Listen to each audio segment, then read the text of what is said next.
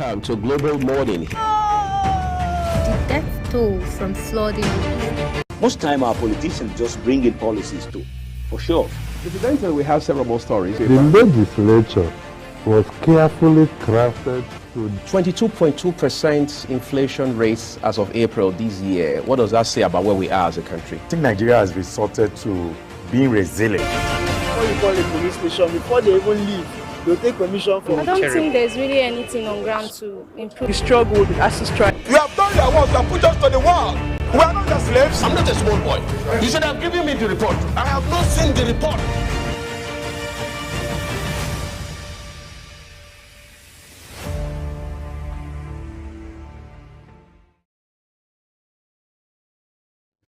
A very good morning to you. Thank you for joining us here on Global Television. This is Abuja, the capital city of Africa's most populous black nation, which is Nigeria. I'm Uyag Mofwegwe, welcoming you with delight to Global Morning, Tuesday's edition of the program. Queen Agaba is on the show today. She has an upper hand this morning because she took a much longer time to take care of herself.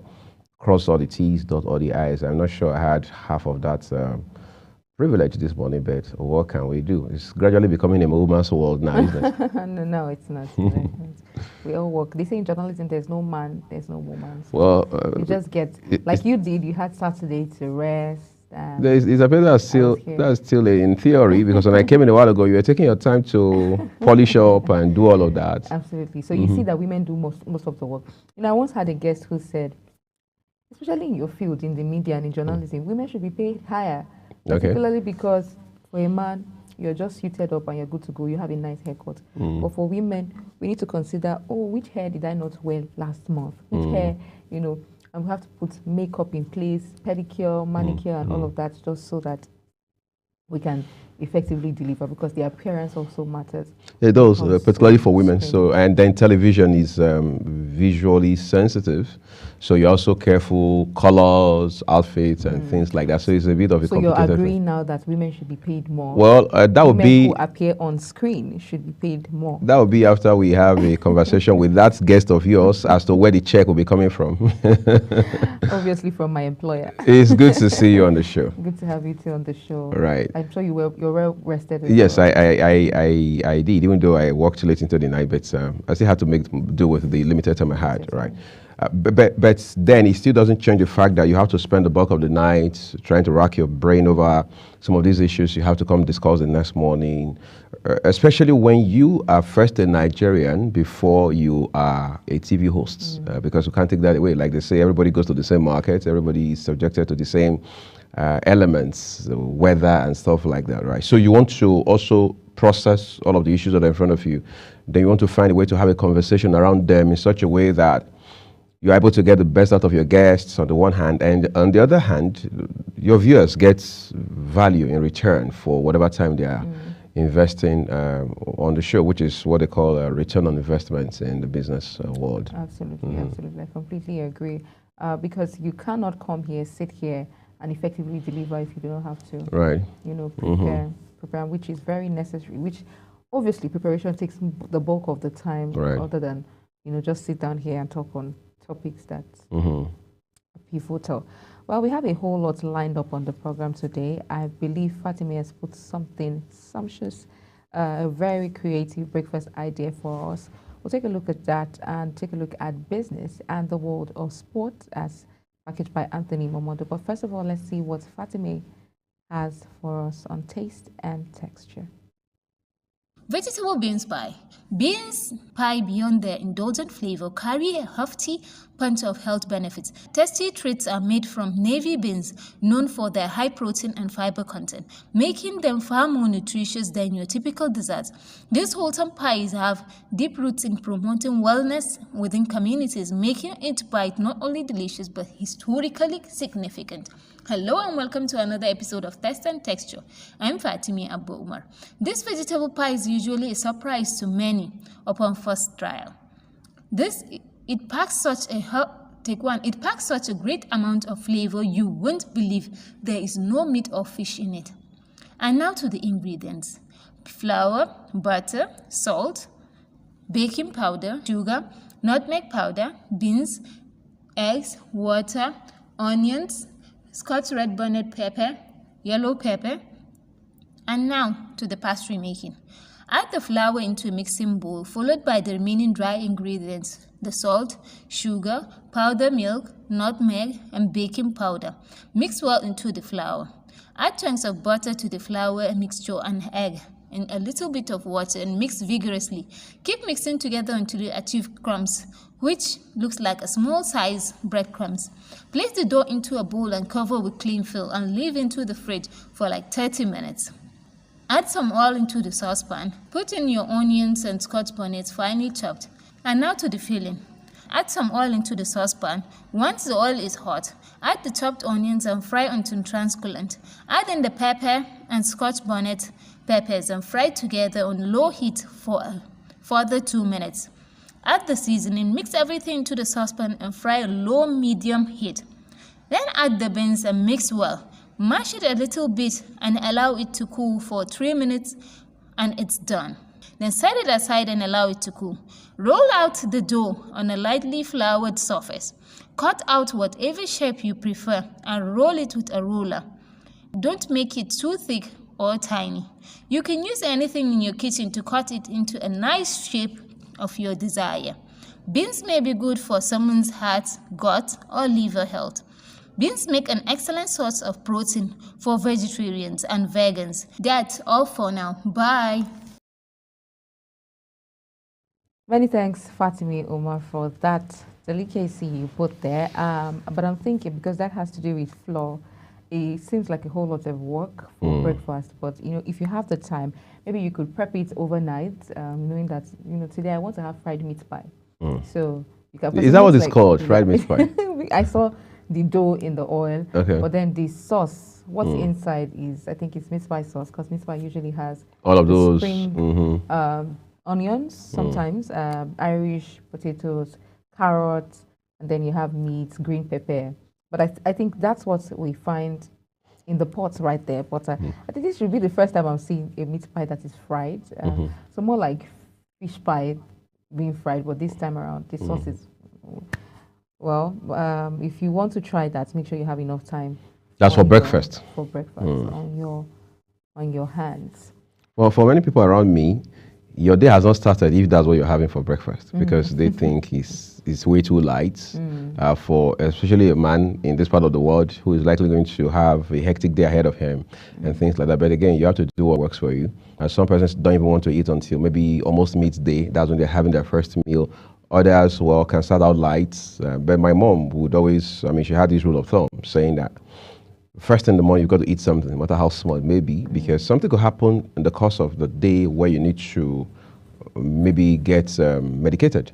You need to have an injection shots, for instance, and then doctor or the nurse is asking you, what have you had today? Say, no, I have an empty stomach, that sort of thing. But again, it has to be you putting nutrition, all right? Making it a priority, whatever it is that you're eating. I think for me, it's not just whether it's meat pie or not, it's about what is actually in the pie. These days we see a lot of quote-unquote fraud in that regard. So you're buying meat pie, and then exactly you're seeing noodle, you're seeing just some things that are packed in there, and no meat, no fish, nothing really along the line of protein, all right, and things like that. But I think that it has to be healthy so that it doesn't become junk ultimately. We've even had cases where people put lizards, like they cut. Is it in a region where you can eat lizard, where it's common to eat lizard? In Nigeria, that's just to tell you how careful we need to be about the things that we eat. Because especially now with the economic challenges that we're facing, people are improvising the wrong way. Anything to ensure that they're in business, and even if it means that. But this is even way before. We've heard stories way before all of these economic turbulence, as far back as 10 years ago, and all that we've seen. I literally saw somebody who was around an uncompleted building picking lizards. And then when I asked, somebody mentioned that some of these people use them for public snack. And maybe even in schools where you have children. Or vulnerable people who cannot really differentiate between what is... Maybe the hunger is biting too hard, that the first thing in your head is... If such a thing could be prevalent as far back as 10, 15 years ago. So there could even be an upscale at how this much point. more now where everybody's trying to improvise and make sacrifices, or businesses are finding it really, but I think it still boils down to integrity and integrity of purpose. No matter how hard it is, let it be that whatever it is you're dishing out, you have the interest of the people first. You have the interest of your consumer first. Now, this is where a business owner an entrepreneur is different from someone who is trying to survive.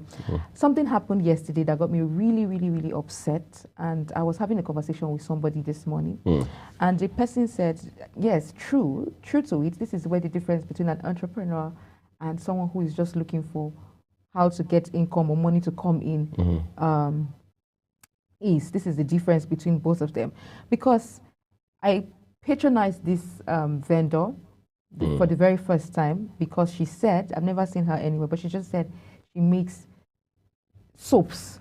And then she told me the ingredients she uses to make the soap, and I was like, okay, I think I like your skin, so let me try it, you make it for me, and then I'll pay for it. And she made it. True to it, the consistency was nice, the texture of the soap, the smell and everything. And when I used it, I think I liked it the period I was using that soap. So when it got finished, I ordered for another one and sent her money. I think she was this is a craft she has, obviously, because you can create, such beauty for the skin. And so I gave her money again this time around. She doesn't have an established business yet, just something that she makes for herself, but you can make a business out of it. You can become an entrepreneur out of it. And then I gave her money this time around to, create same thing for me. And true to it, what she gave me was entirely different. The consistency had... What you ordered what I ordered versus what you got. In fact, I've never seen a much more accurate what I ordered versus what I got, because it was entirely different. This time the consistency, it was liquid soap. The consistency was solid. And the smell was different, the fragrance was different from the initial one, because I was very much aware of all of the ingredients he used for the first one. But this time around, everything was different. The consistency was hard, the smell was different. I could tell that this is another soap you used in, because obviously you have to use an already made soap and then add other ingredients to make that liquid soap. I could tell that that's how cotton cost. Yes, this is an entirely different soap you used in making this one. And this one, the consistency is hard. And I called is this for me or for someone else? And she says, oh, it's for you. The reason why the consistency is solid, consistency is like your raw pap before you melt it and put it in hot. Very solid, as opposed to the very light, liquid soap, like water. And that you gave me before. That you gave me before. And then she says, oh, it's because she put it in the fridge. I'm like, what? I have never in the entirety of my life bought a soap that I will have to be refrigerating every day. It was funny and really annoying. And she said, she put it in the fridge so that it will not spoil. I was like, no, the first one you gave me, I never had to put it in the fridge. Like, what's happening? So you could tell that she just maybe leftover soaps, different soaps, just put it together, entirely different. And I was disappointed. And when I had that conversation, because obviously I'd sent money that I could have used to maybe do something else to her, because I believed in that product because I used it the first time. And then he says, this is how you know somebody who is an entrepreneur, because an entrepreneur is an entirely different word from a business owner or even someone who is just making ends meet. For her now, it could be something to just put food on her table, not knowing that because you're that creative or because of the skill that you have, if you have integrity, if you're consistent, and you put the interest of people first. That is how you begin a business. I was going to actually refer. In fact, I had spoken to a couple of people at work about her products. But now, having ordered for the second time, I don't think I want to tell them to go ahead, because I was entirely disappointed. It wasn't what it was at all. And then you tell me you put it in the refrigerator so that it doesn't get spoiled. That means I have to have a refrigerator. In the first instance. So and you have to have lights, especially if you are not band A. This is what we're talking about. So this is it when we talk about consumers and putting the people that you produce. So you have to have a heart for the people that you make these things for, especially when it comes to edibles. This is why we have the outbreak of cholera in Lagos. One of the main reasons, because it was traced down to a manufacturing company that manufactures tiger nuts, locally made tiger nuts. And so it could have been in an unhealthy environment, poor sanitation, lack of good water, something along that line that must have cost people their life. It has cost people their lives, and having to spend more money on health, medicines, and all of that in the hospitals. So an entrepreneur is somebody who is very focused, has integrity. It's really very important, and has a heart for their consumers. So it's not about the money you get now. That's why you see entrepreneurs, they make sacrifices just so that they can have that trajectory of success, predictable success, and people can always come back. You can almost vouch for. That's why you see people, if this product is not, if a particular product is not in the market, they rather not buy another product because of the years of consistency that they've come to. Yeah, especially when it's a family product. When it's a family product, so they would rather not take that risk at all if that product is not available. So that level of trust from the customer or consumer was not built in a day. It took years of consistency. So when you make products for people, no matter how good you are, just like this lady, she was really very good. She is really very good. But this is where some of the attributes you need to have as a business owner comes in. You need to be reliable. You need to be consistent. It's hard. Consistency is difficult, even as an individual in certain things like you want to do. But if you want to record success, we have to be able to predict. It has to be predictable. I'm sure that's the reason they say that Rome was not built in a day. It's not built in a day. In the manner I was saying, nothing good. Maybe some crazy things can come easy, but nothing good comes easy. It takes, somebody was trying to teach us about brand and branding many years ago, and he was saying that brand is not just about a splatter of colors all over an item, and then you say this is the brand. Yes, that may be the brand ID, like the brand identity, but brand is the experience that you have when you use the product or when you patronize the service. Why would I prefer this bank over this bank? Why would I prefer this service to this service? Why would I rather use this lawyer as against the lawyer? Both of them may be exceptionally brilliant at what they do in terms of their specialties, or whether it's commercial law, maritime law, whatever it is. But there's probably this extra that this other lawyer here, who may even be a younger lawyer, brings. That this other guy over here, who is a far senior lawyer, doesn't bring. It could just be the extra time. It could just be that he listens more. It could just be that he's more detailed about small things, stuff like that. You have no idea how those things can get to people. Sometimes in service, it is just a matter of customer service. For example, how quickly do you respond to a complaint from somebody who has used your service? Are you just going to be sending them generic emails again and again and again, or we're sorry, we apologize. We understand how you feel about this. We know that it has caused you inconveniences. Of course, it goes without saying, it has caused me nightmare even. But then, what practical efforts are you making? I'll give you an example. I mean, we all got a story to tell. Exactly 15, today being the 15th day now, I did a transaction, and 2 transactions from an account to 2 different bank accounts. Now, the transactions didn't get to the intended accounts, neither were they reversed. Like I said, this is the 15th day because I did it exactly 2 Tuesdays ago. It has been one email after another. At the point, we started from WhatsApp, moved to calls, moved to emails and things like that. You may see some of these things because they are technical in nature. All right, because this is a service bank. Basically, you may say, okay, it's a technical thing. It's not a straightforward thing. There are no fast and hard rules about them. But it also shows a bit of incompetence.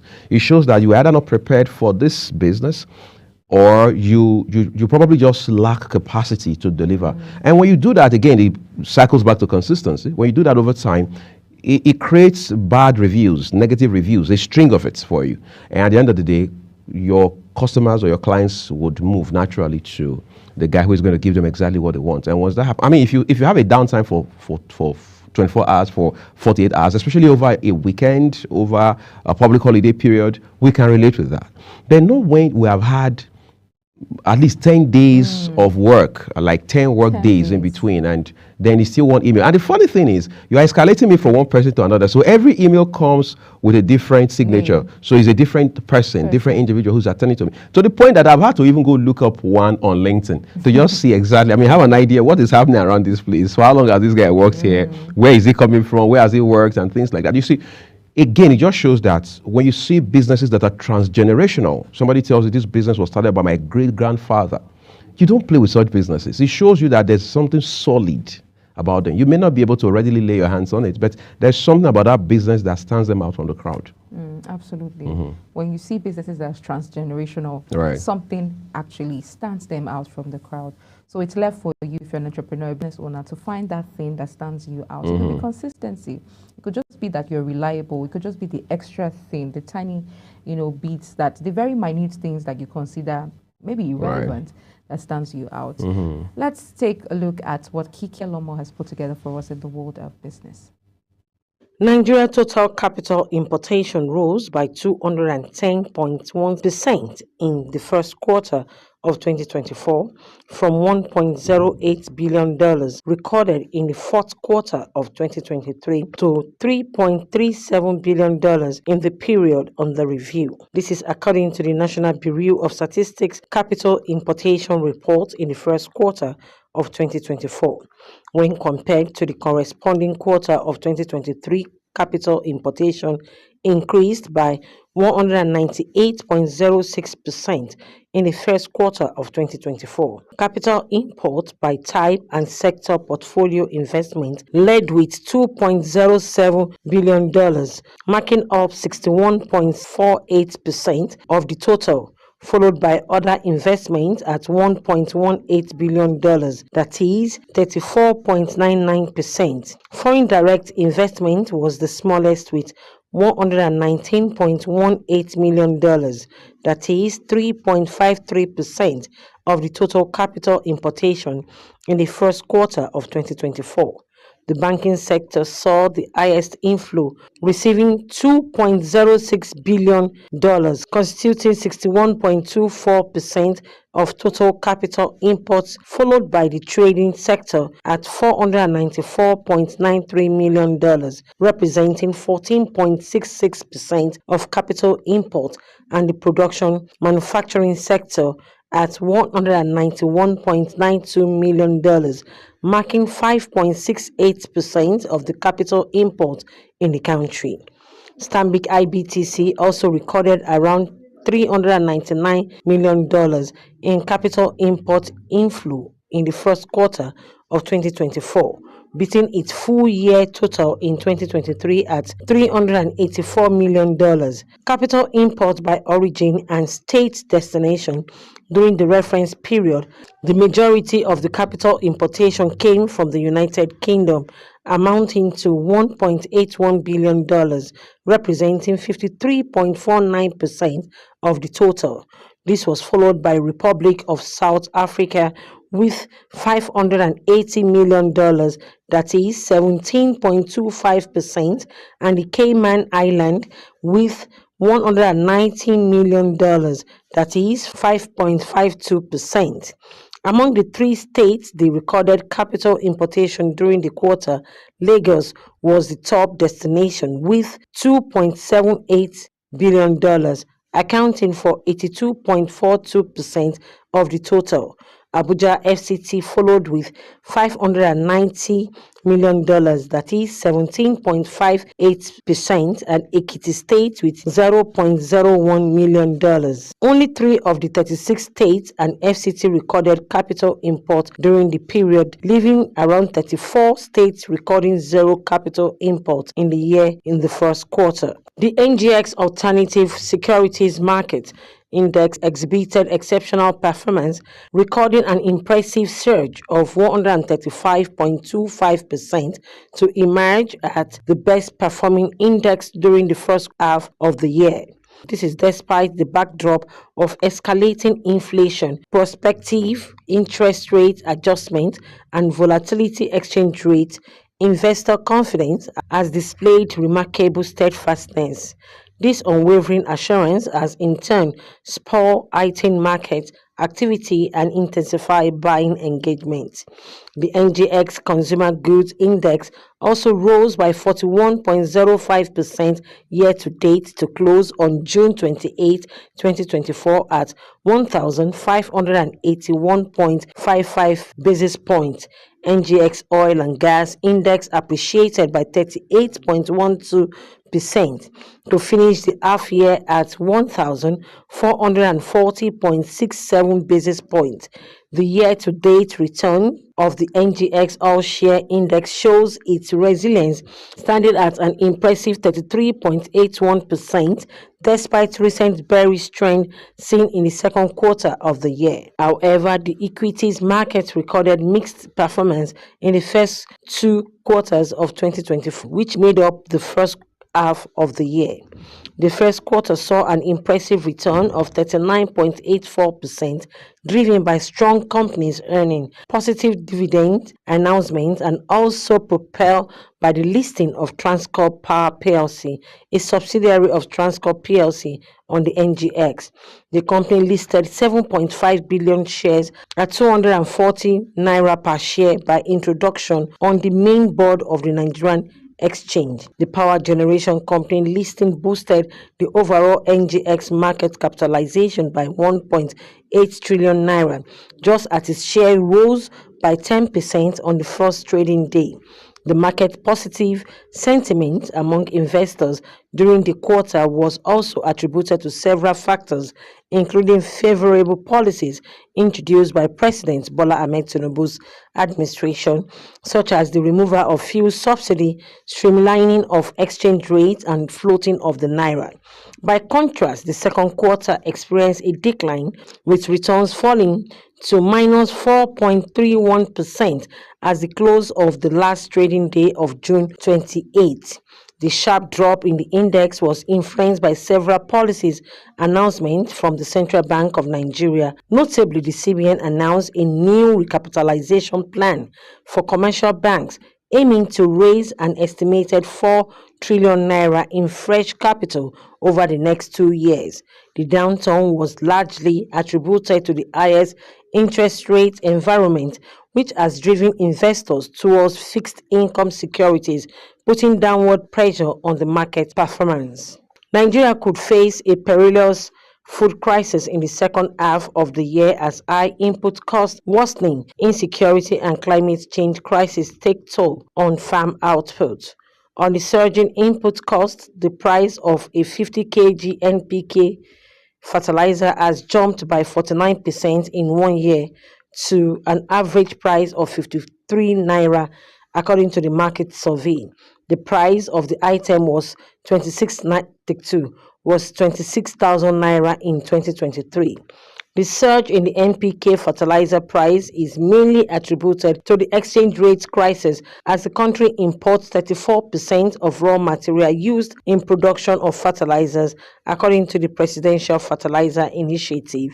Inputs such as potash, sulfate, and granular ammonium needed to produce NPK, which is also used by millions of smallholders farmers with foreign currency. Despite getting all raw materials for urea locally, the price of the fertilizer blend has surged by 117% from an average of 17,500 naira in 2023 to 38,000 naira in 2024. Market survey further shows price of various agrochemicals such as Paraphos, Glyvil, Fosop, and Gragin, which are all herbicide, have jumped by 100% in just 1 year.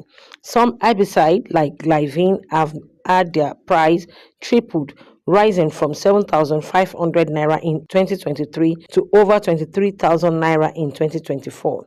Security in food belt areas such as Benue, Kaduna, Plateau, among others, have worsened, with crops farmers sacked and fish farmers threatened by terrorists in some states. Climate change is also a critical issue, as flood are set to affect 31 states and 148 local government areas, according to the 2024 Annual Flood Outlook. Kike Lomo Ukeri, Global Television News.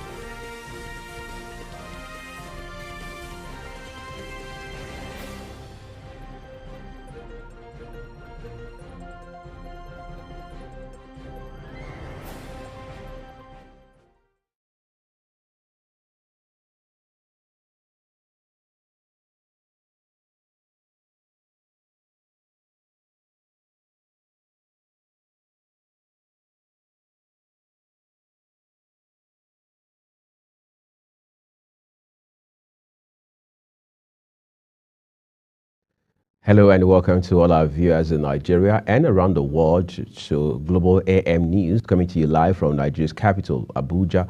I'm Uyag Mofwebe. Vice President Kashim Shettima has visited victims of Saturday's seaside bombings in Goza, Borno State. During the visit, Shettima made personal donations to the surviving victims while he condoled with families of those who lost lives. 18 persons were reported killed when 4 seaside bombers set off improvised explosive devices in Goza at the weekend. A handful of injuries were also reported, which was one of the deadliest reported in the state in recent months. The degree of injuries ranged from abdominal ruptures to skull and limb fractures. The Nigerian Air Force has refuted claims that its helicopter crashed in the early hours of yesterday in Tamil village located in the Gabi local government area of Kaduna State. Spokesman for the Air Force, Edward Gaboit, in a statement said it was an unmanned aerial vehicle and not a helicopter as earlier believed. He said since it is an unmanned vehicle, there were no casualties on board or on the ground. In the wake of the incident, a team of Air Force personnel from the Nigerian Air Force Air Training Center and 401 Flying School were said to have condoned off the scene to secure the area for emergency rescue operations and to investigate the cause of the crash. Rivers State's Independent Electoral Commission has officially announced that local government elections will be held on October 5th, 2024. These decisions come from a series of consultations and preparations to ensure a free, fair, and credible electoral process. At least 2 more victims of the bomb attacks in Goza town in Borno State have lost their lives while receiving treatment at the state specialist hospital in Maiduguri, the state capital. Acting governor of the state, Umar Kadafor, made this known in an interview with reporters during a visit to the hospital. Governor Babangana Zulum is currently in Pakistan on a business trip alongside his Yobe and Adamawa state counterparts, May Malabuni and Umaru Fintari. Kadafor said out of the 42 injured victims who were admitted to the hospital, 16 of them have been discharged, while 24 were currently receiving treatment in the hospital. Away from Nigeria's north now, Oyo State Governor Seyi Makinde has set up a 14-man committee for the coronation and presentation of staff of office to the new Olubadan of Ibadan land, Oba Owolabi Olakunlehe. The committee is headed by the State Commissioner for Local Government and Chieftaincy Matters, Ademola Ojo. A statement by the State Commissioner of Information, Oyelade Ibadan, the state capital, noted that other cabinet members in the committee are Commissioner for Culture and Tourism, Wasiu Olatubosun, Commissioner for Women Affairs and Social Inclusion, Toyin Balogun. Justice James Omotosho of a Federal High Court in Abuja has dismissed the fundamental human rights suit filed by the detained leader of the indigenous people of Biafra, Nnamdi Kanu, against the federal government. Kanu, in the suit, is seeking 1 billion naira in damages from the Attorney General of the Federation and the Department of State Services for alleged right violation. Kanu, in the suit, claims that the DSS and its Director General violated his right to a fair hearing by allegedly preventing his lawyers from having unhindered interactions with him where he is being detained in preparation for his defense in his criminal trial. Justice Omotosho, while delivering a judgment on the suit, held that Kanu failed to provide credible evidence to sustain his claims that his interactions with his lawyers were interfered with, that he was denied unhindered access to his lawyers, and that the DSS officials had eavesdropped on his conversations with his lawyers, which constituted a breach of his right to a fair hearing. The federal government, in conjunction with Oyo State's government, has distributed assorted commodities from the National Strategic Reserve to vulnerable persons in the state. Also, the Ekaro Olubado of Ibadan land, Oba Hamidu Ajibade, has decried the rampant kidnapping and killing of farmers, just as he called on the federal and state governments to find solutions to the issues of insecurity in the states, especially in the Oke-Ogun region. State Governor Seyi Makinde, who received the commodities at the Ministry of Local Government and Chieftaincy Affairs, Agodi Secretariat in Ibadan, warned the 33 local government chairmen in the state not to share the commodities among their political class. Governor Makinde, represented by his deputy, Bayo Lawal, reminded them that security operatives, especially the Economic and Financial Crimes Commission, would monitor their distribution. The Nigeria and Security and Civil Defense Corps has announced plans to train 10,000 school principals across the country on personal security and school protection measures. The initiative was unveiled by the Corps Commander General Ahmed Audi, contained in a statement signed by the spokesperson Babawale Afolabi.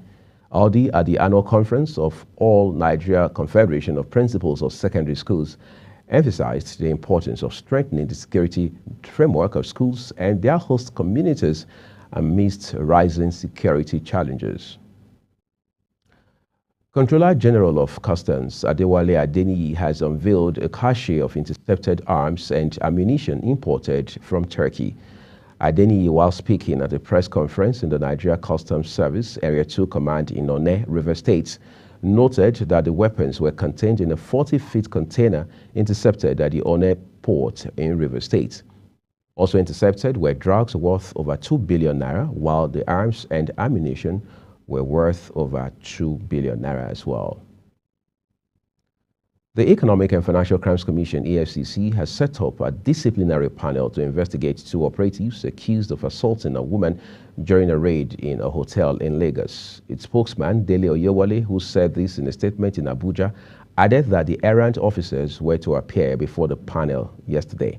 Oyewale said that the EFCC chairman, Ola Olukoyede, set up the disciplinary team to look into the case of the 2 errant officers of the commission who allegedly assaulted the female staff of the regional hotel Ojo in Lagos. The Comptroller General of the Federal Fire Service, Abdul Ghani Ujaji, has said the lack of enforcement powers is hindering his personnel's ability to effectively carry out their constitutional duties. Ujaji explains that when potential fire hazards or actions that disrupt firefighting efforts are ignored after being pointed out, the fire service is powerless. He noted that with enforcement powers, the service would be able to prevent fire outbreaks while effectively exercising its authority. The CG spoke during the inauguration of the Committee on Research and Development of the Fire Service Training Curriculum in Abuja. Nasarawa State government says it has recorded 29 suspected cases of cholera in Kokona and Nasarawa Egon local government areas of the state. Commissioner for Health, Gaza Gomba, while speaking at the opening of a 3-day workshop on reproductive, maternal, and child health being hosted by Rotary International in Akwanga local government area of the state. The commissioner explained that in the past few weeks, Kokona local government area had recorded 19 suspected cases of cholera, while Nasarawa Egon local government area had 10 cases. He regretted that one of the patients in Nasarawa Egon local government area died while being treated in a healthcare facility in the area. You're watching the AM News coming to you live from Nigeria's capital, Abuja. We're on Star Times, channel 276. Kindly follow us on all social media platforms using @GlobalTVNG and other handles as you now see on your screen. When the news returns, Nigeria's capital importation rises by 210% to $3.37 billion in the first quarter of 2024. We will bring you those details and much more on the AM News right behind this break. Do stay with us.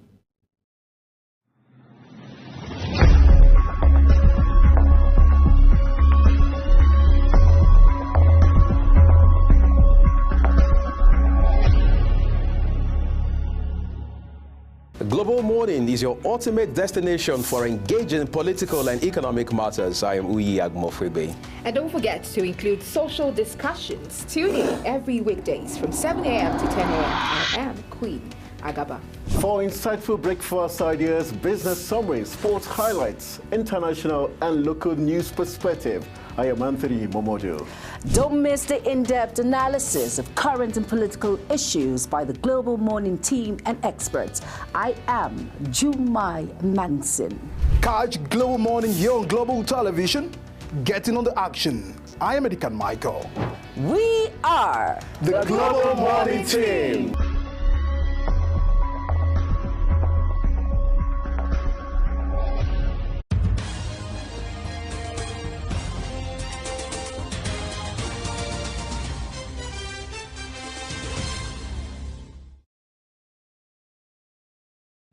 This is Global Television bringing you a live broadcast of the AM News. We appreciate you for your time with us. Now let's take you to the foreign scene where the United States Supreme Court is expected to rule on the most highly anticipated decision of its term, a ruling for the ages on whether Donald Trump, as a former president, is immune from prosecution. Even if the ruling is likely to reject Trump's claim he should enjoy absolute immunity, the decision will be key in whether his trial for conspiring to overturn his 2020 election loss can go ahead before this year's election, in which he aids the presumptive Republican candidate. The Independent National Electoral Commission Mauritania says incumbent President Mohamed Ould Cheikh El Ghazouani has comfortably won re-election with 56.12% of the vote cast. The victory gives the former army chief a second term as head of the vast desert country seen as a rock of relative stability in Africa's volatile Sahel region and set to become a gas producer. He placed well ahead of his main rival, anti-slavery activist Biram Da Abid, who won 22.10%, according to results announced by CENI Chief Dakoud Abdel Jalil. And beyond Africa, Mexico has extradited the suspected senior moneyman of the powerful Sinaloa drug cartel to the United States. Sergio Mingo Vega Mendoza was arrested last year in Mexico City and was sought by a U.S. federal court on charges of drug trafficking. It said Vega Mendoza coordinated and oversaw drug shipments and transported large amounts into the U.S. Hurricane Beryl has made landfall on Curacao Island in Grenada, according to the U.S. National Hurricane Center. The hurricane, which has regained strength in the past hours, has sparked warnings of life-threatening winds and dangerous storm surges. A hurricane warning is also in effect in Barbados, St. Vincent and the Grenadines and Tobago. Earlier, airports and businesses shut down, and residents across the Caribbean were urged to seek shelter as the potentially devastating storm hit the region. And in business, the governor of the Central Bank of Nigeria, Olayemi Cardoso, has called for more regional collaboration to strengthen financial stability and growth in the West African region. The governor made the call at the 10th meeting of the College of Supervisors for Non-Bank Financial Institutions in Abuja. The event, hosted by the West African Monetary Institute, gathered regulators, policy makers, and financial experts from across the region to discuss critical issues facing the non-bank financial sector in West Africa. In his address, Cardoso underscored the importance of regional collaboration in strengthening financial stability and promoting economic growth within the West African Monetary Zone. Nigeria's total capital importation rose by 210.16% in the first quarter of 2024 from $1.08 billion recorded in the fourth quarter of last year to $3.37 billion in the period under review. Data from the National Bureau of Statistics Capital Importation Reports in the first quarter of 2024 states that when compared with the corresponding quarter of last year, capital importation increased by 198.06% in the first quarter of the current year. Minister of Housing and Urban Development Ahmed Dangiwa has lamented that 80% of Nigerians cannot afford housing due to financial constraints. This, according to Dangiwa, accounts for the major causes of the housing deficit in the country. The minister stated this in his keynote address at the opening of the Made in Kaduna International Housing Exhibition held in Kaduna State, where he stated that the major issue governments at all levels have to address in their desire to deliver sustainability to the citizens is the issue of affordability.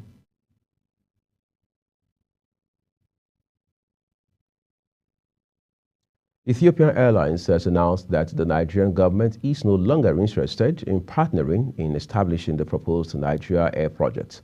The airline's Group Chief Executive Officer, Meshin Tesiu, made this known over the weekend in Dubai, the United Arab Emirates, according to Ethiopian Tribune, a major Ethiopian media outlet. This announcement by Ethiopian Airlines comes barely 2 months after the federal government had indefinitely suspended the Nigeria Air projects. Quickly, let's join Kikalama Okere for an update on business.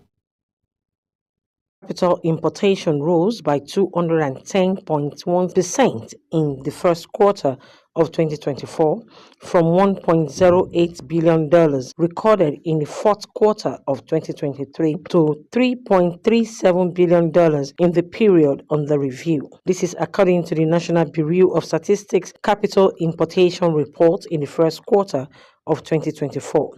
When compared to the corresponding quarter of 2023, capital importation increased by 198.06% in the first quarter of 2024. Capital import by type and sector portfolio investment led with $2.07 billion, marking up 61.48% of the total, followed by other investments at $1.18 billion, that is 34.99%. Foreign direct investment was the smallest with $119.18 million, that is 3.53% of the total capital importation in the first quarter of 2024. The banking sector saw the highest inflow, receiving $2.06 billion, constituting 61.24% of total capital imports, followed by the trading sector at $494.93 million, representing 14.66% of capital import, and the production manufacturing sector at $191.92 million, marking 5.68% of the capital import in the country. Stanbic IBTC also recorded around $399 million in capital import inflow in the first quarter of 2024, beating its full-year total in 2024. Thank you, Kikelamo. Let's take you to sports now. Australian Open champion and world number 3 Aryna Sabalenka has withdrawn from Wimbledon due to a shoulder injury. Tournament organizers have announced Sabalenka, a 2-time semi-finalist at the All England Club, is replaced in the draw by Russian lucky loser Erika Andreeva, who will face American qualifier Emina Betkas in their first round. Earlier in June, Sabalenka made it to the last 16 of the French Open. And out of football, Saudi club Al Ittihad have made a generous offer to Atalanta forward Ademola Lookman, proposing an annual salary of nearly 11 million euros for the player. According to transfer experts Rudy Galetti, the Saudi club have also offered Atalanta 30 million euros for the transfer, with negotiations between the clubs ongoing. Lookman recently secured his team's first European trophy in the UEFA Europa League final by securing a hat-trick against the previously unbeaten Bayer Leverkusen, becoming the match's hero. Despite his success, the forward is not in a rush to leave La Liga or European football just yet, but Al Ittihad is attempting to lure him with substantial financial incentives. And that's a wrap on the AM News here. Thank you everyone for watching. The rest of Global Morning continues shortly. Good morning.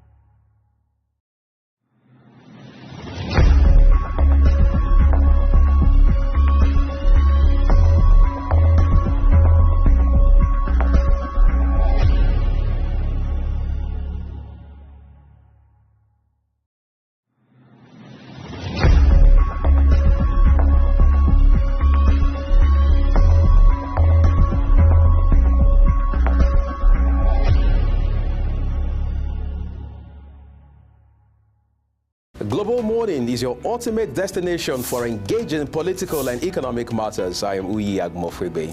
And don't forget to include social discussions. Tune in every weekdays from 7 a.m. to 10 a.m. I am Queen Agaba. For insightful breakfast ideas, business summaries, sports highlights, international and local news perspective, I am Anthony Momodu. Don't miss the in-depth analysis of current and political issues by the Global Morning team and experts. I am Jumai Manson. Catch Global Morning here on Global Television. Getting on the action. I am Edikan Michael.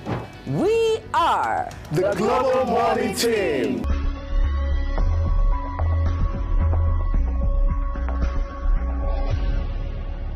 For an insightful idea that takes the center stage and the conversation that gets beyond the headlines, to explore the lasting impact of political decisions, Big Talk got you covered. From policy debates to geopolitical insights, from thought-provoking discussions to actionable insight. What is the real responsibility of government? Big Talk delves deep into the heart of the matter. Join us weekdays on Global Televisions from 6:30 p.m. for a reverting journey into the heart of politics, where we dissect issues shaping our society. With every government and introduction of new policies, businesses of all kinds and sizes seize the opportunity to evolve and redefine themselves. Business Point on Global Television is where we follow the money and put the facts and figures right in front of you. Watch Business Point every Monday through Friday at 11 a.m. as Kikelamo Okeri tracks all the latest developments across critical sectors. Business Point, this is business. Are you ready to be entertained like never before? Get ready to dive into the latest and greatest entertainment news in lifestyle, music, movies, birthday celebration, and so much more, all on Entertainment Circle on Global Television. From the hottest red carpet event to exclusive interviews with your favorite stars, we've got you covered. Stay up to date with the latest trends and news from the entertainment world, all in one place. Tune in every Saturday by 1 p.m. with Chung Annabelle Joseph on Global Television.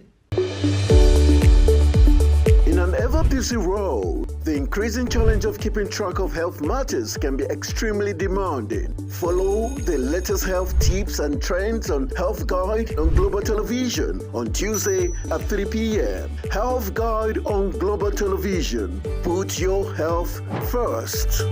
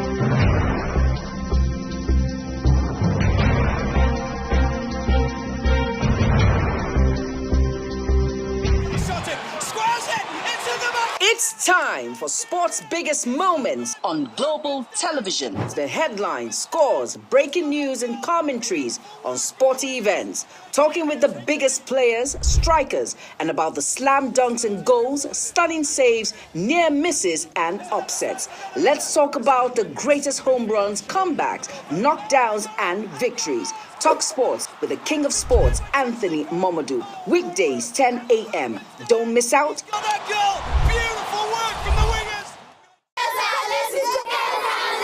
Hello, children. Gather round, let me tell you a story. Do you know that stories have a way of captivating the minds of children, bringing fun and imagination to teach them morals? Join Sharon Ajay as she takes you to explore the thrilling and exciting world of storytelling. I'll be sharing with you our next interesting story. Tune in every Saturday on Global Television, time 5:30 p.m.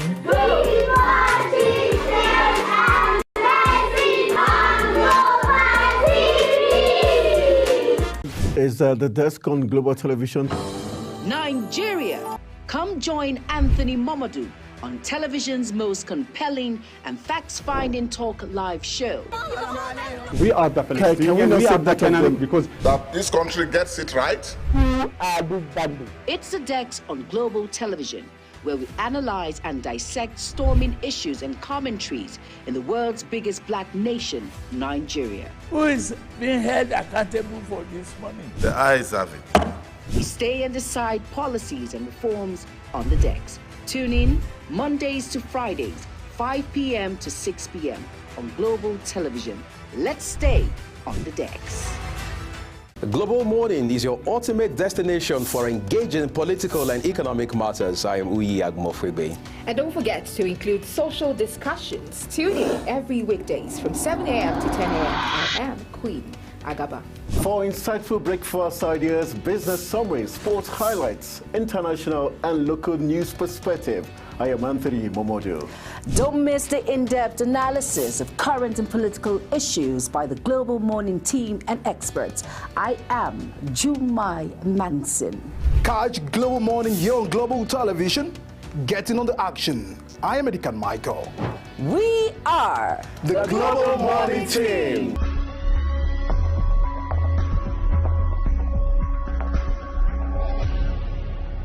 For an insightful idea that takes the center stage and the conversation that gets beyond the headlines, to explore the lasting impact of political decisions, Big Talk got you covered. From policy debates to geopolitical insights, from thought-provoking discussions to actionable insight. What is the real responsibility of government? Big Talk delves deep into the heart of the matter.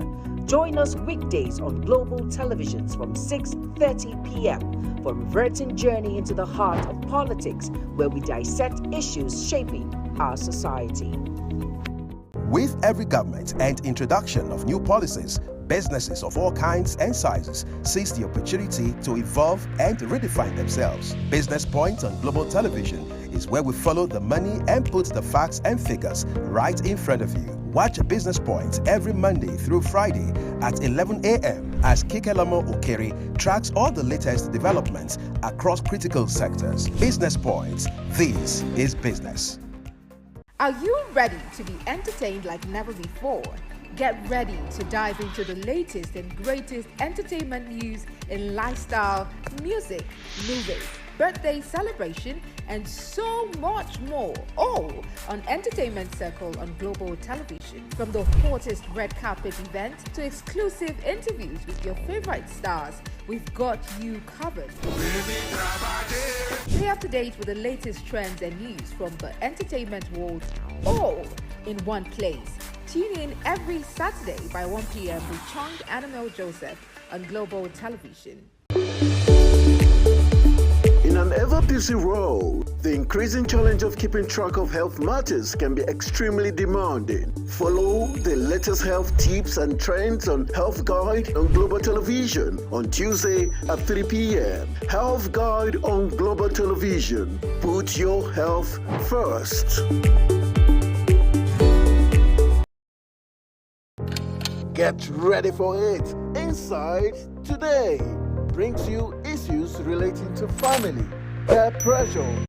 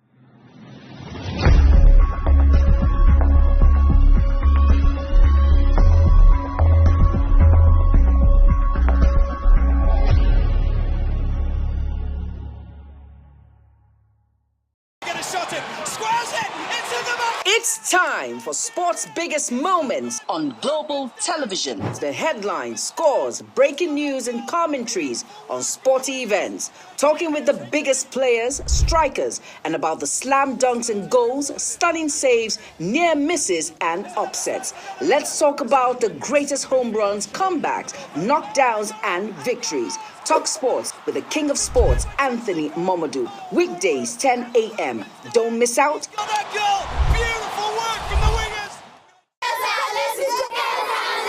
Hello, children.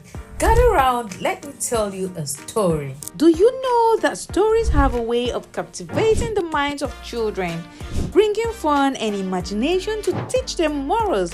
Join Sharona J as she takes you to explore the thrilling and exciting world of storytelling. I'll be sharing with you our next interesting story. Tune in every Saturday on Global Television, time 5:30 p.m.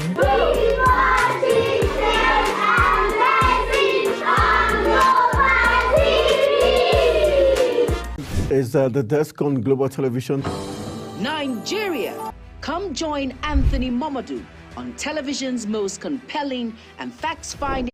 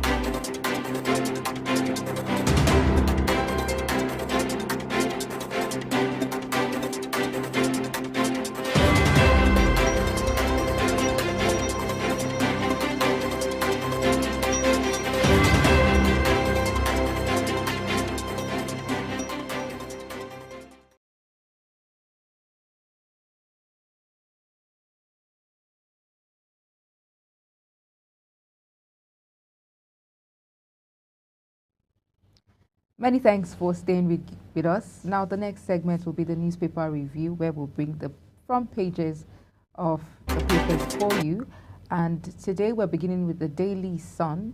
That will be our first point of call. And on the Daily Sun, big story, on airport, Rivers, Customs impounds 844 rifles worth 4.17 billion naira duty. 112,500 rounds of ammunition also intercepted. IPOB court dismisses Kanu's 1 billion naira suit against federal government. Gunmen shoot 1, abduct 20 in Ogun. Borno bomb attack, death toll now 32. Vice President visits Gwaza victims. Pandemonium as explosion rocks Zungeru hydroelectric dam in Niger. Minimum wage, 26 states may be unable to pay budget data. That's according to budget data. And then NDDC summit to develop new strategies for regional growth, says Commission's boss. ECOWAS set up committee to settle Burkina Faso, Mali, and Niger disputes. And lastly, on Daily Sun, we have Olubadan.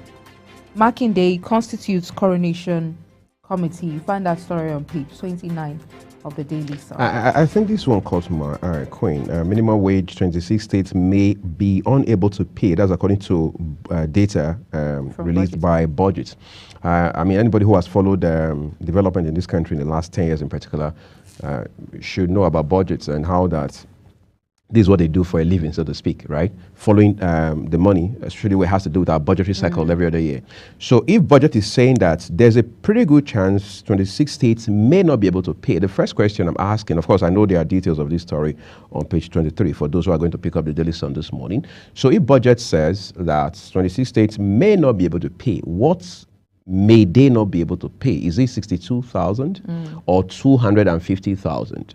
That's number one. Number two is, were these states able to pay when it was 18? Did they pay when it was 30? Did they pay when some states even moved up to 40 and those states has even shone the light by moving to 70, for example? So this is not a question for budget to answer, of course. Budget is just an independent entity doing its work and following the money and bringing us data, statistics, and all of that. But we're saying that if minimum wage were 5,000, from what we have come to see with some states over time for more than 2 decades now, they still won't pay, whether it's about ability or refusal, which means that states have to rethink how they lead. Governors have to rethink how they lead their states. I mean, we have seen, for example, since democracy returned in 1999, how some states that were hitherto called civil service states are now becoming the go-to spots for governors who want to understudy, so to speak, how to move a state from 0 to 100. But even if you can't get from 0 to 100, maybe you have been able to move your state from 0 to 45 or 65 or something. But you can't just have a state that keeps saying, we can't pay, we can't pay, we can't pay. Again, that's why I'm saying, even if minimum wage stood at 5,000, these 26 states, would they be able to pay able in quotation marks? Because whether you like it or not, some governors just feel when they pay salaries, they won't be able to do anything else. And then you have those who believe that salaries should not even be a priority. After all, the civil servants are there for a long time. So even if you owe them 3, 4, 5, 6 months, they're not running away now. Is it not still their money after all? But you forget that these people have families, they have mouths to feed, and they have a lot of gap to close. In any case, as it stands today, the president, of course, we understand almost a fortnight ago during the FEC meeting, stepped down the memo on the minimum wage, which means that for now, there's no closure. However, we understand from those around the president that the reason for that action was to enable President Bola Tinubu consult wider with critical stakeholders. But Labour, on the other hand, is not even telling the federal government under the leadership of President Tinubu that, look, don't move anything or escalate anything to the National Assembly for ratification until the tripartite committee has agreed on something solid, which Labour must also sign off on. That's number one. Number two is, Labour is also telling, that's the organized Labour, and not just the NLC, it's also telling the federal government, we don't want you to move negotiations between you and us to state governors. Labour is not ready to negotiate with state governors because everybody who has read the news in the last few weeks understands that the federal government and the states are not on the same page as far as the minimum wage issue is concerned. States are saying we can't pay more than 57. The federal government is saying we can offer 62, which, of course, Labour has not accepted. And Labour is saying we do 250 or nothing else. But again, this data by budget is very instructive because it shows to you that some states are not viable. And that further raises the concern around how that, while we are dealing with all of this, for a country that has 36 states, let's take away the FCT for a second, it means if we want to extrapolate from these data by budget, it's only 10 states you can confidently hit your chest and say can pay whatever it is that is going to be agreed on. Yet you want to create more states. So what is going to happen? Because some of these states you want to create will come from these states that can't pay. All right, so what are you doing? You're adding petrol to fire. I won't say that. So you bring us our next point of call. Daily Times. Yes. Let's take a look at the Daily Times for you. Star Story comes first. Here it says INEC has no power to conduct LG election. That's the chairman of the commission here speaking, Professor Mahmoud Yakubu. It says INEC has no power to conduct LG election. Of course, we know that. That's why we're saying let's amend the law. Let's amend Grundnorm, the Constitution, if that's what we need to do. Let's amend the Electoral Act 2022 if that's the way to go. But that big headline has two riders with it. The first one says, unless necessary constitutional amendments are made, INEC will only continue to organize national state elections. Of course, that's a no-brainer. The second one reads, Commission proposes 142 recommendations to improve electoral process. 142 recommendations. Well, Don't ask me where they are, what they are. You can find them on page 2 of today's issue of the Daily Times. How customs intercepted rifles, ammunition, drugs at Onne Port at Deniyi. Court dismisses Nnamdi Kanu's $1 billion human rights suits against DSS. All right. You can also read that story up for yourself this morning from the Daily Times newspaper. No explosion of Zungeru Hydroelectric Power Station, police. FG to establish housing fund for indigent Nigerians. Minister, we've had similar initiatives in the past. Have they made any difference? What will be different about this one? Housing is a key problem, whether I like it or not. Every now and then we hear about affordable housing, but you're asking yourself to what extent are they affordable? Under immediate past President Muhammadu Buhari, we had this gentleman there, former governor of Lagos State, Raji Babatunde Fashola. He was there for almost 8 years, let's say 7.5 years, as Minister of Housing and, of course, Works, even though we know for the first 3.5 years he was also in charge of power. We kept hearing about affordable housing, estates here and there, particularly for civil servants, those in public service. At the end of the day, as we speak today, the facts are very clear and they are right there in public, that most of those houses that were developed supposedly for civil servants cannot be afforded by the civil servants themselves. Civil servants that were still negotiating. Exactly. So how are they going to pay off? Some of them were supposed to pay off between 10 and 15 years within their service time. But from the calculation and from all we know now, that is not possible. Over 50 years. Exactly, if they were to even pay. And of course, barring all of the inflationary elements and things like that. That's number one. Number two is those houses as of today, they are not even occupied. All of them, they are there with locks at their gates. This absolutely just shows you how ridiculous these things are, or these policies and systems can be. How do you create housing that is for civil servants, and civil servants cannot even afford to pay such, even when their salaries are guaranteed. When their salaries are guaranteed, and for that long period of time, the same civil servants that were still negotiating whether or not they should be paid 250,000 naira, or the same civil servants that some people have not been able to pay the 62,000 naira minimum wage that has been passed by the. But it's funny anyways. What can we do? We still have more stories. We do. We have a few more headlines here for you this morning. Court frees man after 15 years in prison without trial. You know, this awaiting trial thing has been here long. There was another one for 24 years.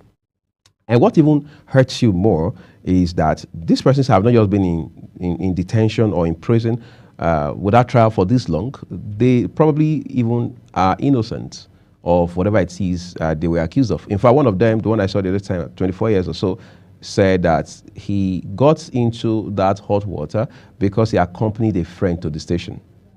I remember growing up back in the day, I was a much younger boy, between primary and junior secondary school. Most grown-ups around me didn't want to always go to a police station with somebody, because there was just this belief that you could get there and the next thing you know is you get roped in and things like that. And that's a wrong impression. And that's a bad culture where you say, okay, somebody you care about, maybe your loved one, maybe a neighbor gets arrested and their parents are not home, for example. Let me dash to the station and see what's happening and see how much we can intervene or something. And the next thing you know is you are locked up with them for something you know nothing about, just because you came to maybe show some goodwill or something. All right, let's look at the foot of the front page this morning. Edo's employment process is fairest, most inclusive in Nigeria, says Obaseki. Of course, we know they have the Edo jobs in that state, which again has come under its own under scrutiny, has suffered some level of controversy as well. But the governor from OC is trying to marry some private sector elements with the core public system that he met on the ground. I mean, do you blame him much? That's where he's coming from. That's the life he knows. So he thought he could do that by bringing a lot of reforms into the space. But his 8-year term, or his 2 terms of 8 years, will cycle out on the 12th of November. So I think that would be the best time for people to do a holistic assessment of his time in office without sentiment or emotions attached. Let's bring you Daily Independent now, everyone. On the front page of the Daily Independent, big story: Borno bomb attacks. Fight against terrorism must be total and uncompromising, according to ACF. Customs intercept 844 rifles. 112,500 ammunition in Rivers. Nigeria's capital importation rose by 210% in Q1 2024, according to the National Bureau of Statistics. And INEC lists 142 recommendations to improve electoral processes. 142 recommendations. It's a lot, right? That's a whole lot. Mm. But then again, there are recommendations, and we hope that those recommendations will be considered. Prior to the last elections, I want to believe that as part of the duty of the INEC is also to make sure measures are put in place to ensure that we have free electoral processes. Right. And I like that the next election that is going to be in 2027, there are already steps being taken to ensure that the election would be free, fair, and credible. Or at least something overall better than 2023.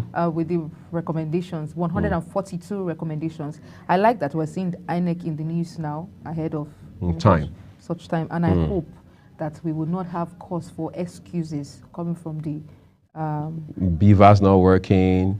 We have a server. We don't have a server. We are going to transmit results electronically. We're not going to transmit results electronically. They're counting ballot papers in the dark in classrooms. Right. We touch lights. Then one rec is coming to declare results before the process is fully completed.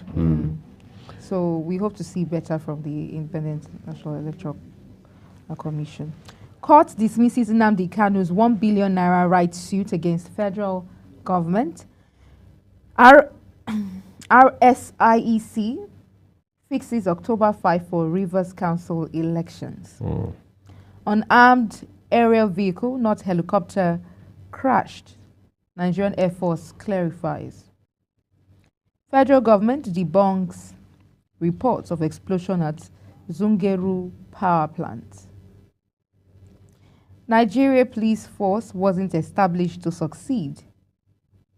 Senate leader canvasses decentralized police model as antidote to insecurity. There's some concern here. Whether this Senate leader is correct or not is another conversation altogether. By the way, this is Okoyemi Bamidele, leader of the Senate. But that's not even the concern here. The concern here is, I've heard people, I mean, maybe of my father's generation, some of them even older, saying that the police force as we know it today is inherited or was inherited from the British colonial system. And as such, it is not indigenous to us, so to speak. It is not domesticated, as it were. They're not saying the people are not Nigerians, the men and officers in the force are not Nigerians. They're saying that the system that operates it, or as, like we say in the case of computing and electronic devices, the operating system, the OS, is not Nigerian, all right? And as such, it is faulty for our system. It's pretty much like you wearing agbada, full Nigerian agbada as we know it, with cap and everything, and you're going to the British Parliament. So imagine that off the top of your head for a second. You're standing in the British Parliament as a parliamentarian or MP, member of the Parliament as they call them. You can imagine how odd it looks. You can't even picture it, because your understanding of it is that a typical member of the Parliament in Britain should be wearing a suit, that sort of thing. So what's the point here? The point here is that we must stop living in denial. Any entity, any individual, any organization, any country, any society, any community that lives in denial never makes progress. It may look like there's motion, but you're not progressing, because there's some hard truths you must tell yourself to progress. For example, look at the police force. I remember when there was a national television that aired a particular documentary about the Nigerian police force. In particular, it focused on the police academy, that's the Nigeria Police College in Ikeja, which is the main police college in this country. And you don't want to talk about that because of the very unprintable things that people said upon watching that documentary. Now, that channel did a promo of it 2 weeks before they eventually aired it. Former President Goodluck Jonathan paid an unscheduled visit to the police college in Ikeja, having seen that video himself. Now he gets there and he expresses displeasure. In fact, he says, the video is on YouTube, he says, that this place looks like, I'm not quoting him, but I'm just paraphrasing. He says, this place looks like where chickens are reared, looks like a poultry. But he did use the word poultry. That was how bad it was. This was a sitting president at the time. The question is, did we learn a lesson? Maybe we did, because it was just briefly after that we saw renovation going on at the police college, because I was there in 2013. We saw renovation going on in the police college. But that renovation itself was overseen by the army. Yes. And then the former vice president, at that time, former vice president to Dr. Goodluck Jonathan at the time, architect Namadin Sambo, was not impressed with the work that was done, because he said the toilet system was poor, it was far away from the design that he had, and he refused to commission it. Have we resolved that issue more than 1 decade down the line? These are systemic problems. So are we going to just go to bed and sleep and forget that these are issues? Is the average policeman proud of his job?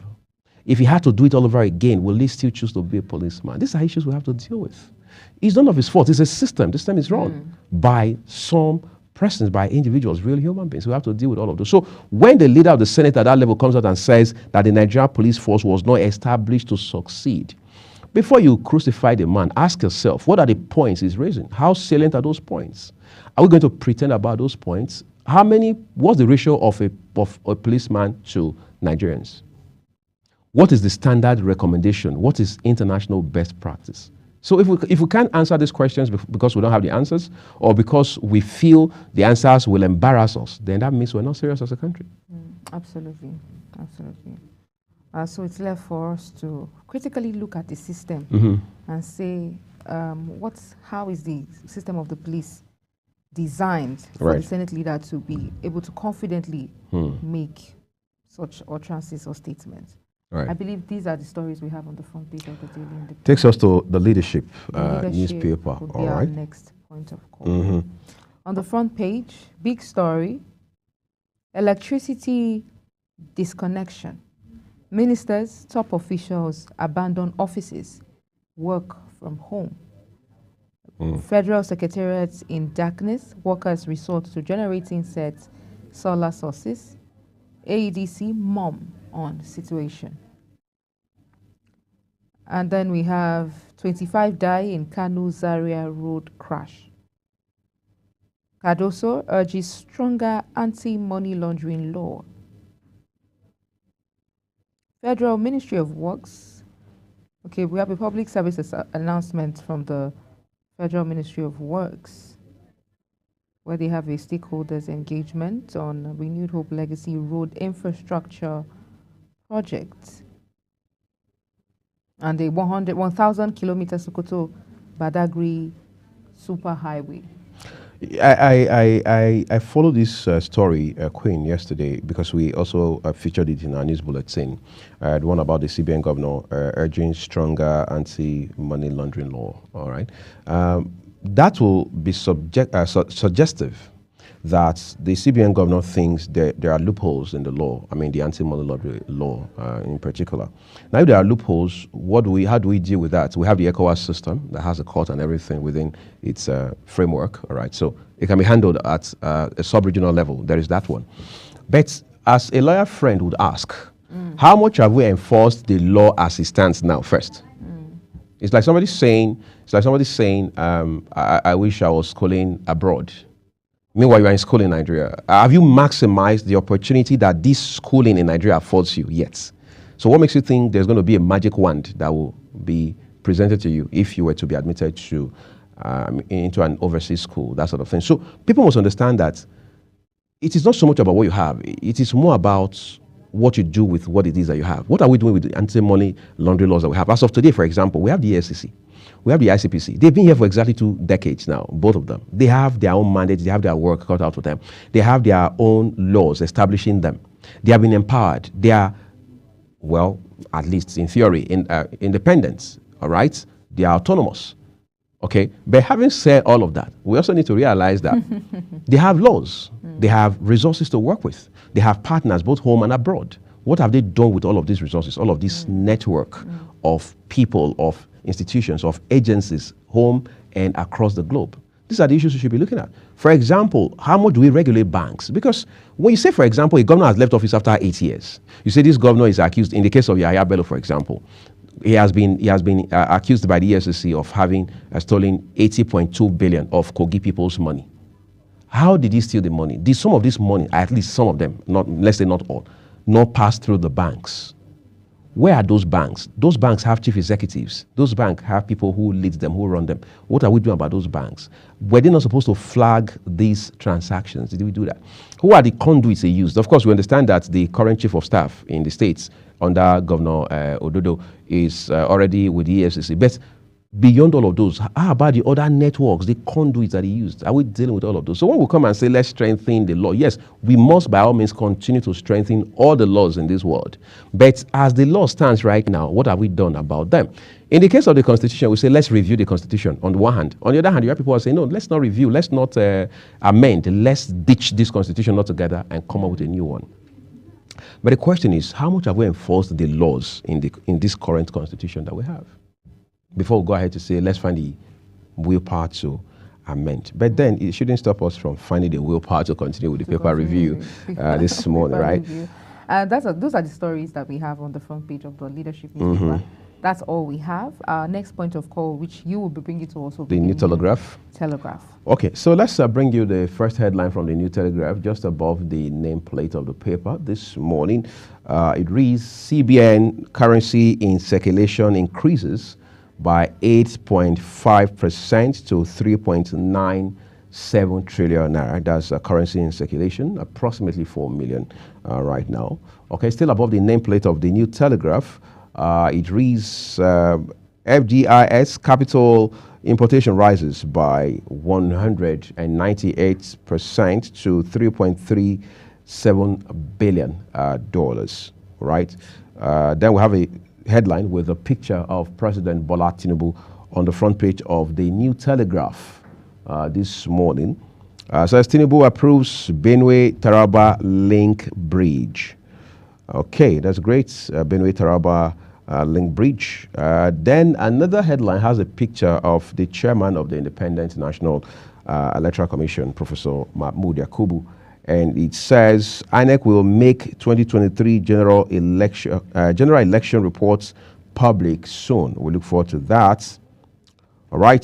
Then the third one has a picture of Oyo State Governor Seyi Makinde.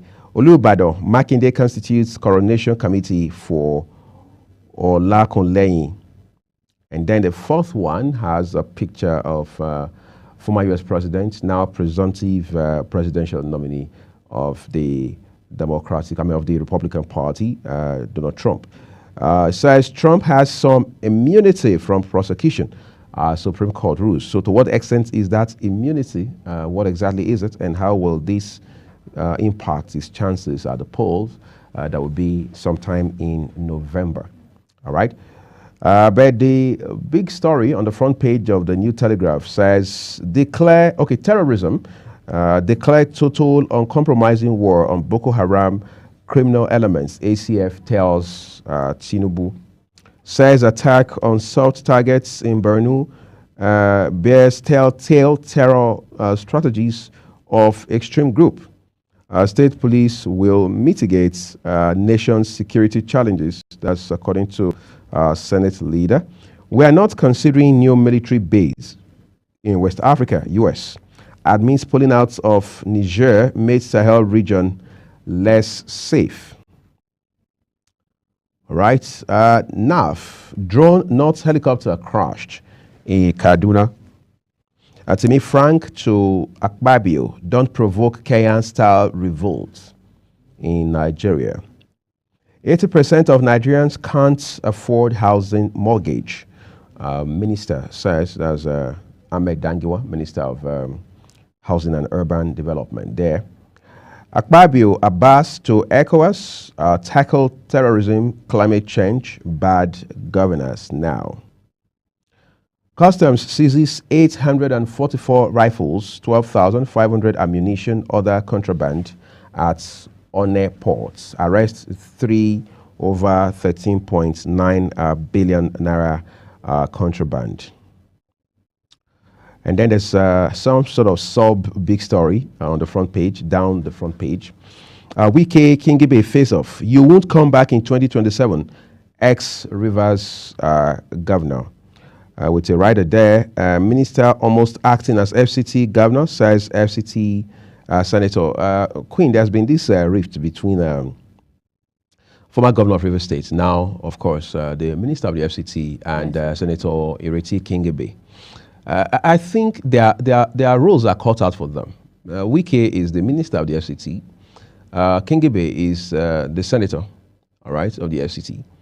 And as such, one would have thought, all else equal, all right, or ordinarily, there shouldn't be this strife, this tussle, this bickering, this back and forth between both of them. But that hasn't been the case. Since last year, it has been one, as they say on social media, form of breakfast or another. It has come to a point where the minister now tells the senator that you will not come back in 2027. But whether or not he has the power to decide that is a conversation for another day, because it is the people of our senatorial district that will decide whether she will come back or not. Of course, she can also decide whether she even wants to stand for re-election in 2027 or not, because there's no rule that says she must stand. She can make that decision by herself. But whether she eventually wins in the event that she does contest is not up to the Minister of FCT to determine. But let's also know that there's a history to this fight between both of them.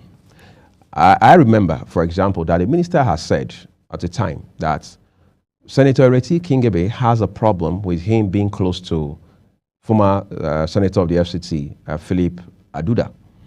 And now he says to Senator Kingibe that you can't choose my friends for me. I choose who I want to be close to. Yes, I've been friends with this man for a while. I mean, I've known him for a long time. So I can decide to invite him to functions where I'm supposed to be in attendance. And you shouldn't have a problem with that. If I also want to invite you in your capacity as the senator representing the FCT, I won't fail to do that. And there are formal channels through which I can do that.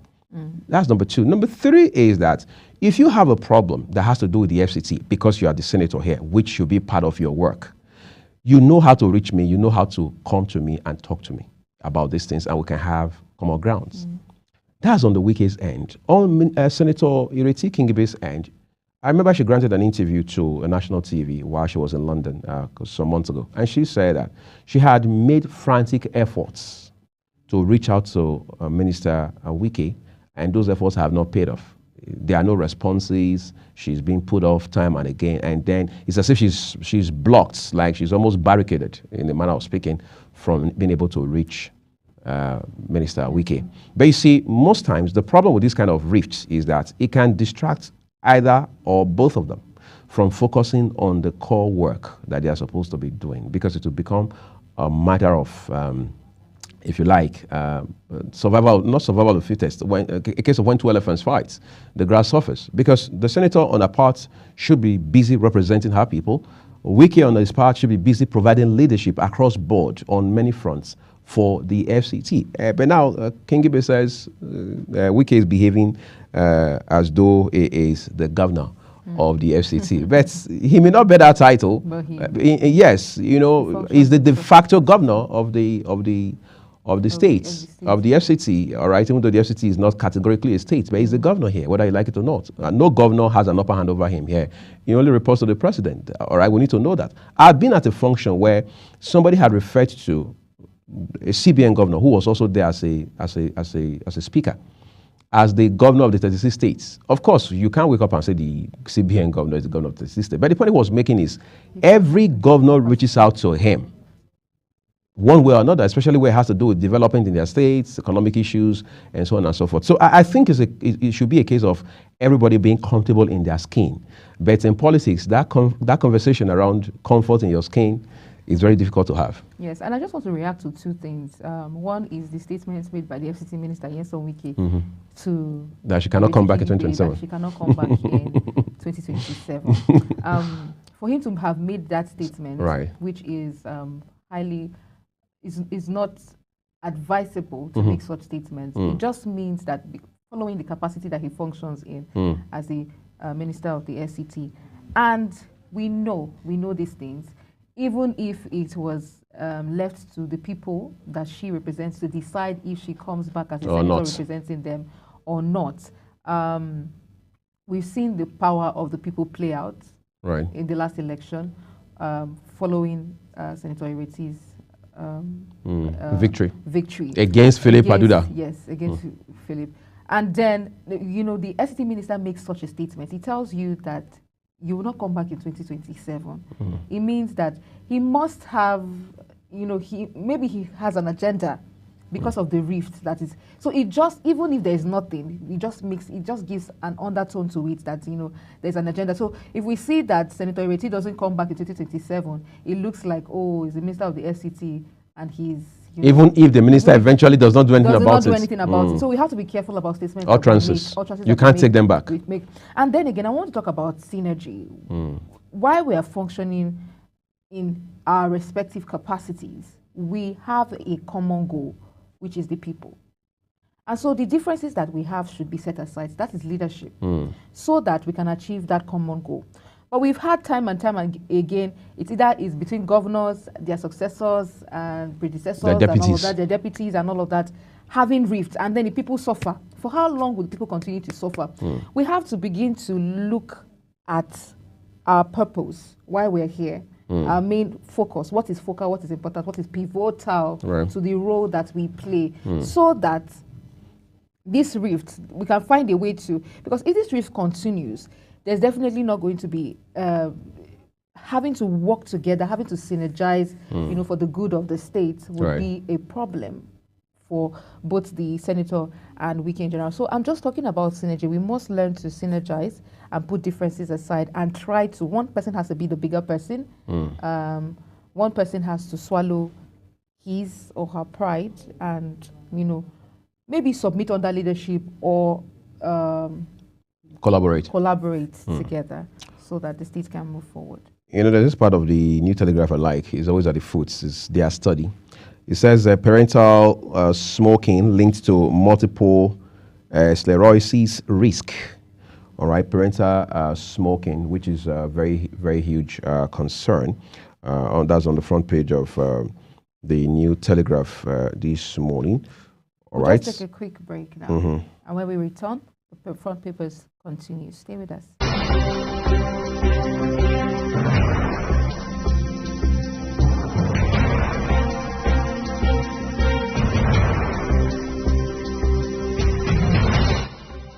Is the desk on Global Television? Nigeria. Come join Anthony Momadou on television's most compelling and facts-finding talk live show. We are the Palestinians. We are the Canaan because that this country gets it right. Who are these bandits? It's the Dex on Global Television, where we analyze and dissect storming issues and commentaries in the world's biggest black nation, Nigeria. Who is being held accountable for this money? The eyes have it. We stay and decide policies and reforms on the Dex. Tune in Mondays to Fridays, 5 p.m. to 6 p.m. on Global Television. Let's stay on the Dex. Global.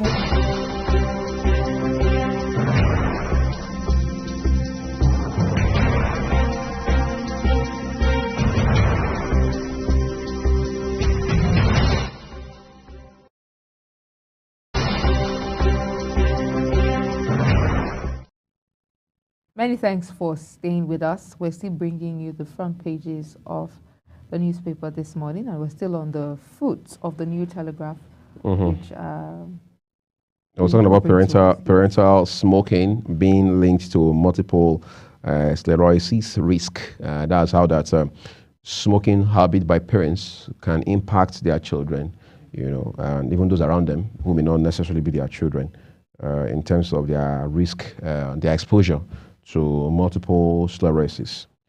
All right, and that takes us to the next paper this morning, the Tribune. Nigerian Tribune is our next port of call for you. On the front page of the Nigerian Tribune, big story we have there says that Borno bombing, death toll now 32.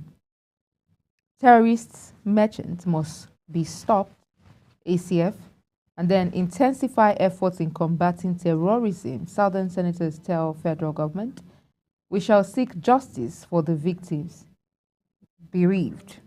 Northern senators say they will seek justice for the victims and those that and their loved ones. Wike Kingigbe in war of words. He's not working for FCT people. Senator says, "You won't return to Senate." Wike responds. Trump has immunity for official acts. U.S. Supreme Court rules. I think we have a picture of the vice president and other ministers in the hospital who have gone to, pay a visit to the victims of the bomb blast in Goza, Borno State on Monday. We have that picture of him and one of the victims in the hospital. INEC proposes 142 recommendations to improve electoral process. Says it has no power to conduct local government election.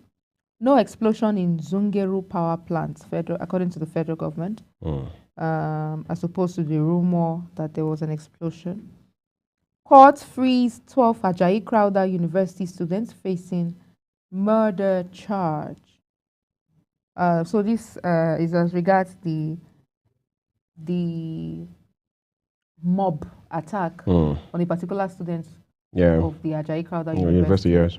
So we see now that out of the 25 of them that were convicted, court has freed 12 of them have been freed.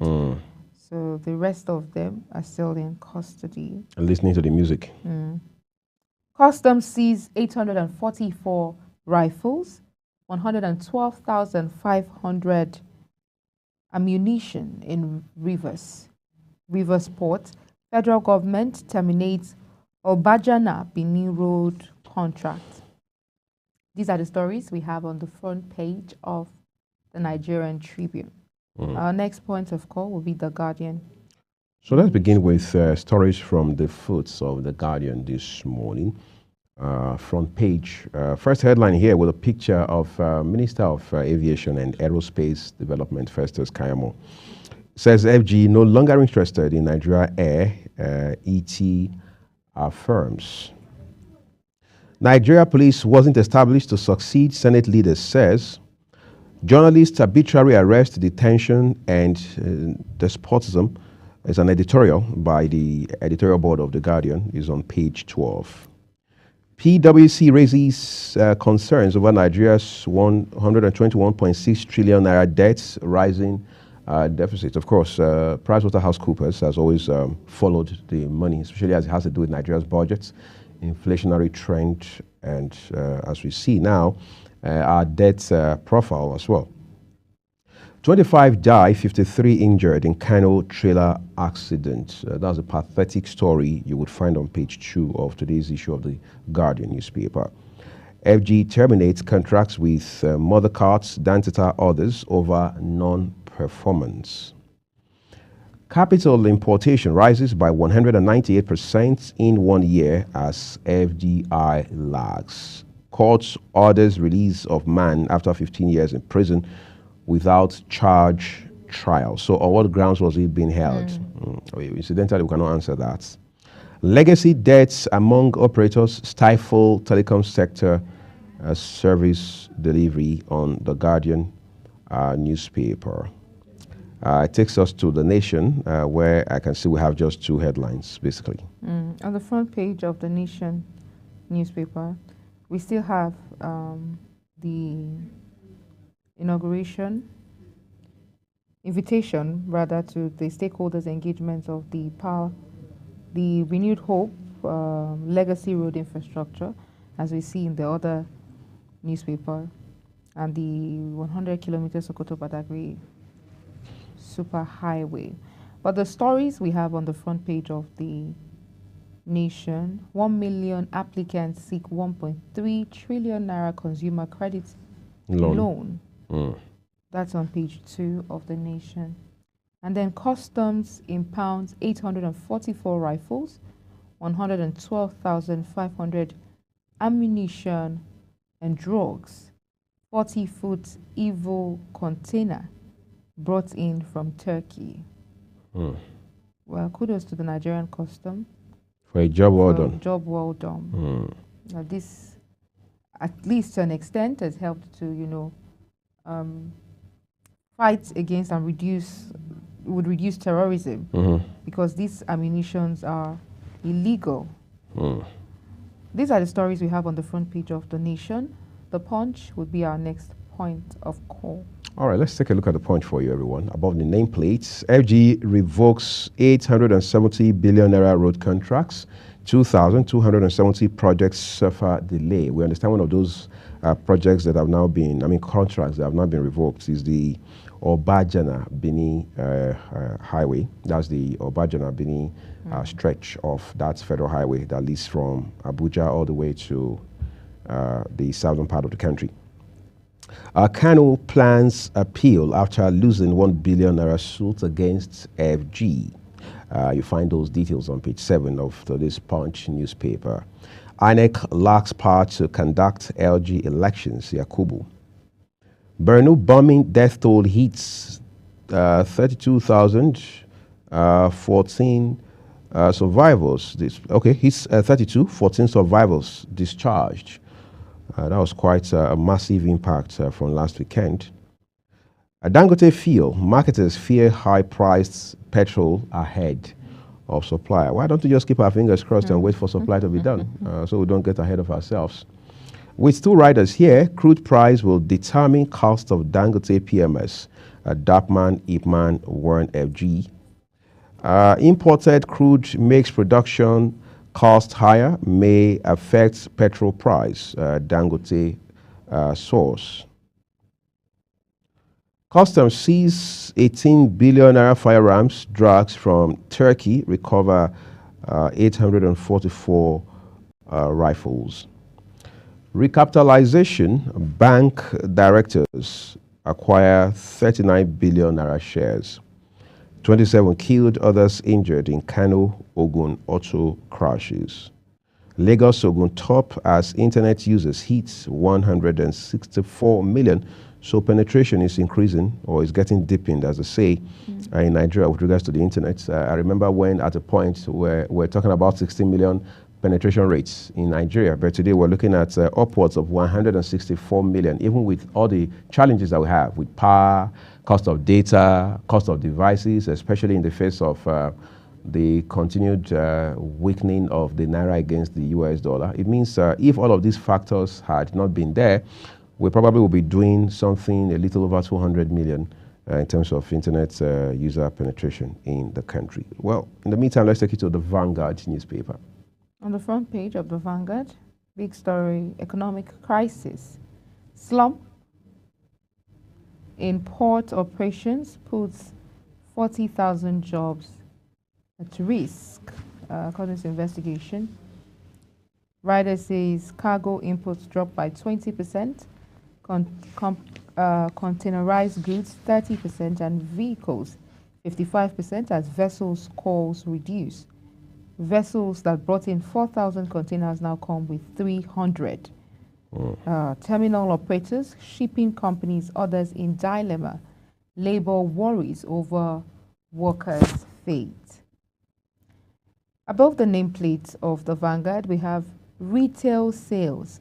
Federal government sacks 3 contractors handling Obajana, I beg your pardon, Obajana Benin Road. 2024 Hajj, how federal government and 8 states splashed 100.6 billion naira on pilgrims. Wike to King Igbe will unseat you in 2027.